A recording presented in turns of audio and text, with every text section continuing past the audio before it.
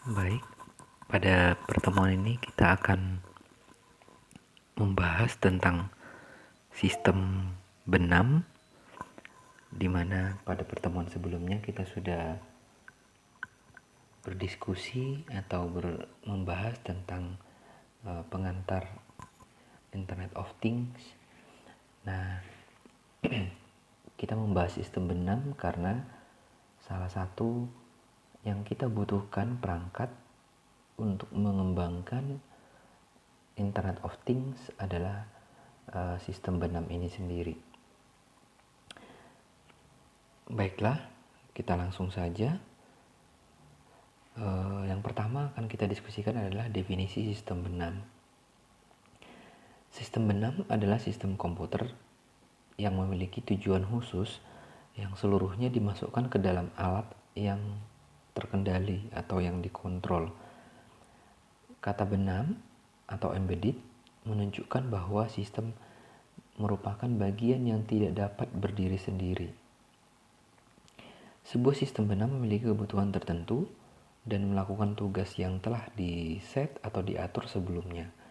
Tidak seperti komputer pribadi yang dapat digunakan untuk berbagai macam hal atau multipurpose. Contoh sistem atau aplikasi antara lain instrumentasi medik, proses kontrol, automated vehicle control, dan perangkat komunikasi.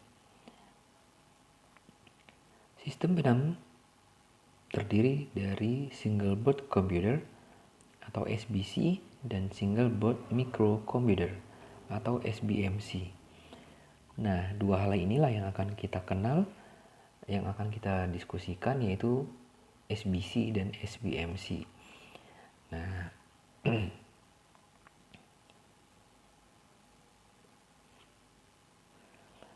single board computer merupakan yang lengkap yang dibangun pada papan sirkuit tunggal dengan mikroprosesor, memori, I/O ataupun masukan luaran, dan fitur lain yang dibutuhkan pada sebuah komputer fungsional. SBC dibuat sebagai alat demonstrasi atau pengembangan sistem. Berbeda dengan desktop dan komputer pribadi atau komputer yang memiliki fungsi multipurpose, SBC sering tidak bergantung pada slot ekspansi atau kepada slot-slot tambahan yang ada pada SBC itu sendiri untuk fungsi peripher ataupun ekspansi sebagai pengganti. Acap kali menyediakan yang namanya GPIO atau General Purpose Input Output. Pada saat ini, perusahaan-perusahaan elektronik mengeluarkan banyak produk-produk SBC seperti Raspberry Pi, Intel Galileo, kemudian BeagleBone Black, Kaby Board, dan beberapa jenis lainnya. SBC saat ini memiliki memori yang besar. Bahkan SBC terbaru itu sudah memiliki memori 4 GB. Juga memiliki external storage. Nah, beberapa SBC sudah memiliki fasilitas external storage berupa SD card. Jadi sudah mampu mengakses SD card seberapa yang terbaru saat ini, bisa 8 GB, 16 GB gitu. Selain itu juga SBC memiliki prosesor dengan kecepatan megahertz ya. Bahkan yang terbaru itu sudah memiliki prosesor dengan spesifikasi quad core. Selain itu, SBC juga memiliki sebuah sistem operasi yang open source seperti Linux, FreeBSD, atau yang biasa kita gunakan atau kita kenal dengan OS open source, yaitu Red Hat, Ubuntu, dan juga Debian. Untuk pemrograman, dapat dibuat program dengan bahasa pemrograman C, Python, bahkan Lisp, atau pengolahan pemrograman sinyal. baik citra maupun suara dan video. Salah satu yang tertera di gambar yaitu namanya Raspberry Pi ya. Raspberry Pi sendiri salah satu jenis dari SBC. Raspberry Pi ini merupakan sebuah SBC yang dikembangkan oleh Raspberry Pi Foundation. Sejarahnya ini ada di Inggris dengan tujuan untuk digunakan sebagai media pembelajaran dan pengenalan dasar-dasar dari ilmu komputer. Raspberry Pi berdasarkan pada sistem Broadcom atau BMC dengan nomor 2835 pada chip atau SoC yang termasuk di dalamnya terdapat jenis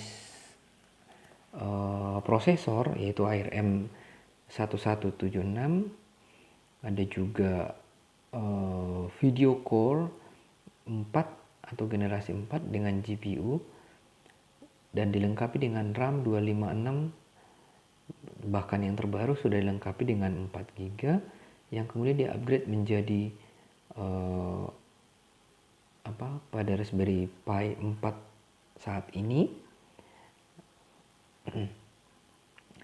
Dan Raspberry Pi 4 itu dirilis pada Juni 2019.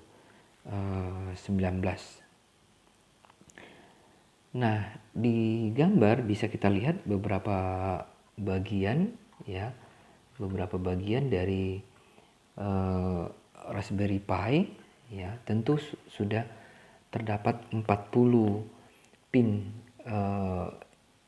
GPIO atau General Purpose Input Output, yaitu yang berbentuk pentul jarum yang ada di sana di paling atas ya, paling atas atau sebelah kiri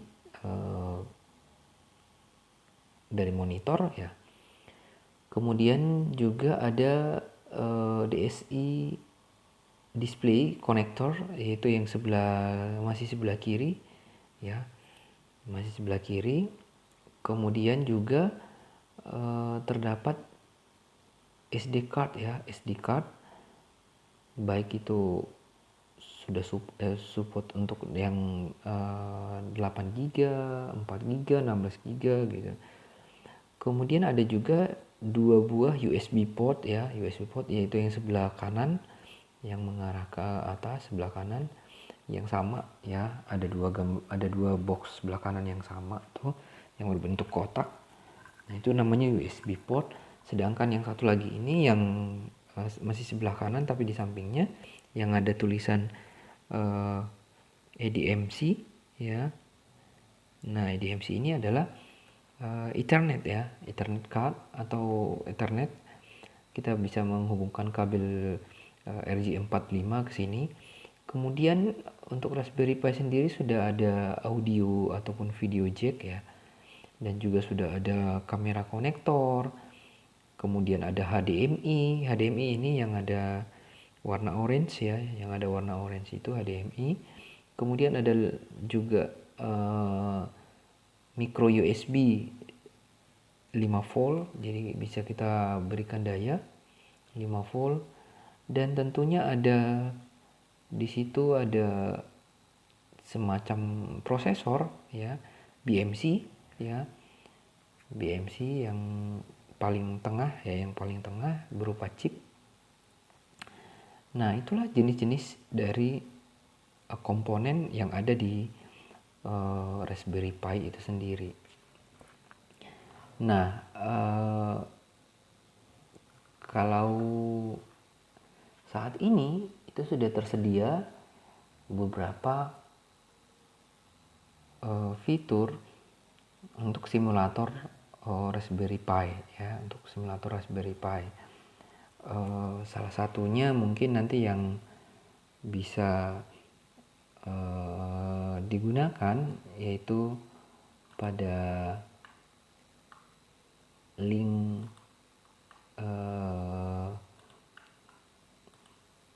RPI crash bukan crash, garis penghubung ya, emulator.com ya. Nah, saya akan coba buka di sini untuk menunjukkan ke adik-adik sebentar ya. Nah, ini salah satu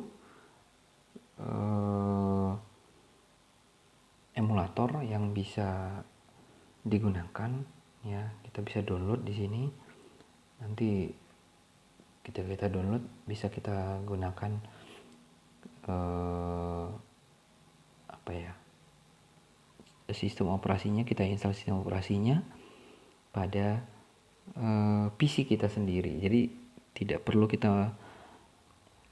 harus kita memiliki Raspberry Pi secara perangkat ya, tetapi cukup dengan mendownload ini, kemudian nanti kita di setting sedemikian rupa sehingga kita bisa menggunakan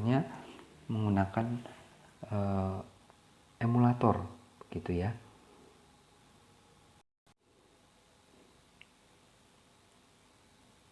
Baik, kita lanjut berikutnya, yaitu ini generasi terbaru dari SBC, itu Raspberry Pi 4 dengan dukungan RAM 4 GB dengan jenis prosesor yaitu Broadcom PMC 2711, sudah quad core 1,5 GHz yaitu dengan jenis ARM Cortex A72 CPU.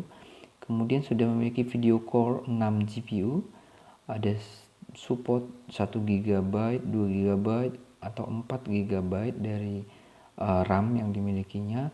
Kemudian ada micro SD card reader untuk menyimpan. Kemudian ada 2 USB dengan jenis 3.0 port, ada juga 2 USB dengan jenis 2.0 port, kemudian 1 USB dengan tipe atau jenis C port yaitu untuk daya 5 volt. Kemudian ada juga 2 micro HDMI dengan jenis 2 atau 2.0 port. Oke. Pembahasan berikutnya yang akan kita bahas adalah single board micro komputer. Nah, single board mikrokomputer ini sendiri ya, atau SBMC ini sebenarnya sama atau sejenis microcontroller ya, atau definisinya komputer kecil di dalam sebuah rangkaian terintegrasi berisi sebuah prosesor, core, memori, programmable input output, kemudian terjemahan bebas dari pengertian tersebut bisa dikatakan atau bahwa sehari-hari kita sering menyebutnya adalah microcontroller. Nah, komputer yang berukuran mikro dalam satu chip atau integrated circuit yang terdiri dari prosesor, memori, dan I/O. Kemudian I/O juga sering disebut dengan GPIOP ya, atau General Purpose Input Output Pins, yang berarti pin yang bisa kita program sebagai input atau output sesuai kebutuhan. Kemudian ada beberapa jenis ya dari SBMC, cuman yang paling terkenal itu adalah Arduino Uno ya, atau Arduino ya, dimana tujuan awal Arduino untuk membuat perangkat mudah dan murah dari perangkat yang saat ini, dan perangkat tersebut ditunjukkan untuk kebutuhan meneliti atau untuk belajar, yang membuat desain dan untuk membuat desain, perangkat desain dan interaksi. Adapun platform dari Arduino Uno itu sendiri yaitu menggunakan, kalau kodenya menggunakan C++, ya, dengan versi sesuai dengan Arduino Uno-nya sendiri. Sedangkan jenis-jenisnya ya, seperti kita ketahui, kita sudah biasa atau sering menggunakan Arduino Uno, ya, Arduino Uno R3 begitu. Nah, ada beberapa jenis-jenisnya memang. Nah, seperti digambar di keterangan di gambar itu sendiri, ada beberapa hal yang menjadi komponennya, ya, komponen Arduino Uno-nya. Ya, salah satunya ada prosesor, ya, ada prosesor, ya, dengan jenis Atmega di situ, ya, dengan jenis Atmega. Kemudian ada juga port, ya, ada port digital di situ mulai dari ada 1, 2, 7, kemudian 8, 9, 10, 11, 12, 13 dan juga ground begitu. Kemudian juga ada untuk daya, ya. Untuk daya ada juga, yaitu yang hitam sebelah kiri. Dan juga ada untuk USB, ya. Tersedia juga untuk USB. Oke. Untuk materi teorinya saya kira sampai di situ. Untuk praktikumnya sebenarnya kalau kita di lab, kita bisa mengeksplor Raspberry Pi yang sudah tersedia di sana. Kita menginstal sistem operasinya. Nah, untuk praktikumnya saya menugaskan kepada adik-adik untuk mencoba menginstal sistem operasi Raspberry Pi tadi pada emulator link yang telah saya tunjukkan tadi. Oke, saya kira itu untuk pertemuan kali ini. Terima kasih atas perhatiannya. Apabila ada pertanyaan, silakan diberikan komen pada channel ini atau juga nanti komen pada grup. Saya kira itu, terima kasih. Sampai jumpa pada video berikutnya.